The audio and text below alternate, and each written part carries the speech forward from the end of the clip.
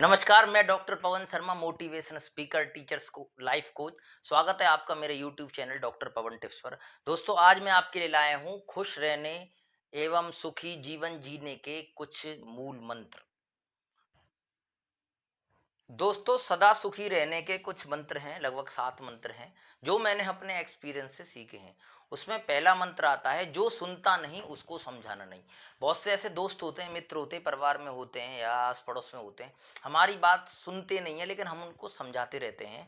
तो पहला मंत्र है, जो सुनता नहीं उसको समझाना नहीं। आपने देखा होगा महाभारत में लोगों ने दुर्योधन को समझाया था कि भाई इनकी पांडवों की ज़मीन दे दे, पूरी नहीं तो 5 गाँव ही दे दे। तो दुर्योधन ने कहा था मैं इनको सुई की नोक के बराबर भी जमीन नहीं दूंगा और इसलिए महाभारत हुआ। लाखों लोग काल ग्रसित हुए, लाखों लोग मर गए। तो पहला मंत्र है, जो सुनता नहीं उसको समझाना नहीं। दोस्तों, दूसरा मंत्र है, जहाँ कद्र नहीं वहाँ जाना नहीं। हम कई ऐसी जगह चले जाते हैं जहाँ हमारी भावनाओं की कद्र नहीं होती है, जहाँ हमारे विचारों की कद्र नहीं होती है, जबकि हमारे पुराणों में लिखा गया है, अतिथि देवो भव, मतलब अतिथि आए उसका सम्मान करो। सम्मान मतलब भोजन से नहीं होता है, जलपान से नहीं होता। सम्मान मतलब उसके विचारों का सम्मान करो, उसके व्यवहार का भी सम्मान करो। तो इसका दूसरे मेरा मंत्र है, जहाँ कद्र नहीं वहाँ जाना नहीं। दोस्तों, तीसरा मंत्र है, जो सत्य पर भी रूठे उसको मनाना नहीं। बहुत से लोग होते हैं जो उनको हम सच्चाई बोल देते हैं तो वो रूठ जाते हैं। तो तीसरा मंत्र है, जो सत्य पर भी रूठे उसको मनाना नहीं। अर्थात आपको आपने देखा होगा, जो रामायण में विभीषण थे, उन्होंने अपने भाई को समझाया था कि आप सीता जी को वापस कर दो, क्योंकि भगवान जो श्री राम है वो शिव के अवतार हैं, भगवान विष्णु के अवतार हैं, तो वो लंका पर विजय प्राप्त कर ही लेंगे। तो अर्थात उन्होंने सच्चाई ली, सच्चाई से काम किया और विभीषण ने लोगों को राक्षसों को समझाया, रावण को समझाया, मेघनाथ को समझाया। तो लेकिन उन्होंने उनकी बात नहीं मानी, बल्कि राजा विभीषण की बेइज्जती कर कर ही निकाल दिया। अर्थात इसलिए एक तीसरा मंत्र है सुखी रहने का, जो सत्य पर भी रूठे उसको मनाना नहीं। दोस्तों, सफलता एवं सुखी रहने का चौथा मंत्र है, जो पछता नहीं उसे खाना नहीं। यदि हमारा पेट ही सुखी नहीं रहेगा, हम अच्छा भोजन नहीं करेंगे, हम तामसिक भोजन करेंगे तो हम कभी सुखी नहीं रह सकते हैं।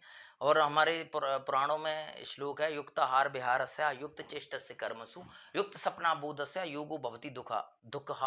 अर्थात जो अच्छा आचार विचार करता है, अच्छा भोजन करता है, अच्छा विहार करता है, भगवान भी उसके योग को सफल कर देते हैं। अर्थात भगवान भी उसके सपने को सफल कर देते हैं।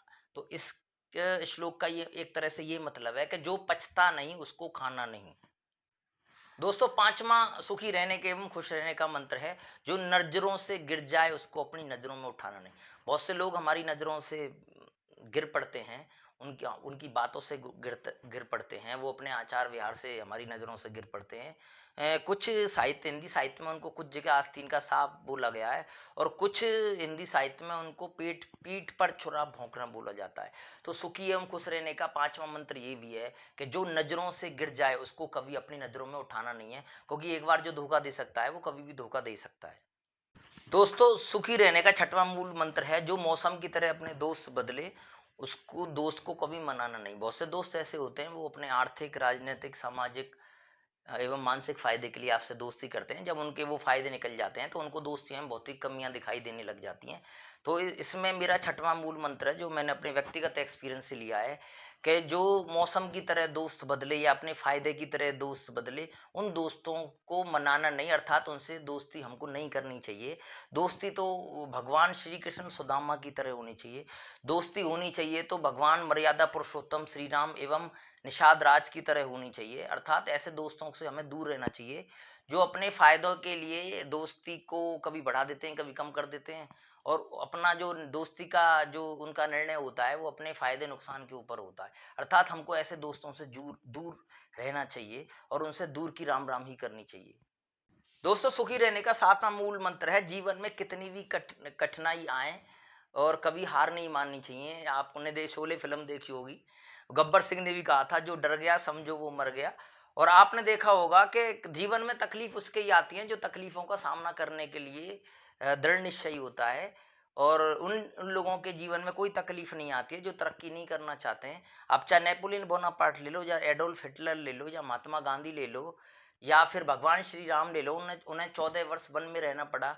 और उनको फिर बाली का हत्या भी करनी पड़ी और बाली का बल वो युद्ध करना पड़ा, हजारों लाखों राक्षसों से युद्ध करना पड़ा, समुद्र के ऊपर पुल भी बनाना पड़ा।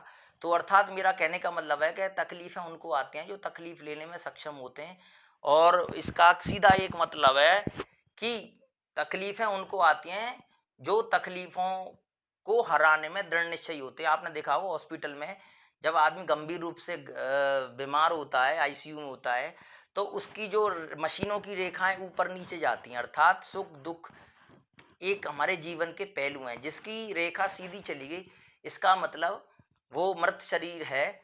और मैं शिव खेड़ा की एक बुक पढ़ रहा था, तो शिव खेड़ा की एक बुक में ये कहा गया है कि तकलीफें केवल उन लोगों को नहीं आती हैं, या तो जो शमशान घाट पर राख बन गए या जो कब्रिस्तान पर लेटे हुए हैं, उनको केवल तकलीफें नहीं आती हैं। तकलीफें उसको ही आती हैं जो उनको झेलने के काबिल होता है। इसलिए कहा था जीवन में कभी डरना नहीं, सर नीचा कभी करना नहीं। दोस्तों, आपको ये मेरा वीडियो कैसा लगा मुझे जरूर कमेंट बॉक्स में लिखें। इस वीडियो को अधिक से अधिक लाइक करें, शेयर करें, और यदि अभी तक आपने मेरा चैनल सब्सक्राइब नहीं किया है तो प्लीज इसको सब्सक्राइब करें। नमस्कार।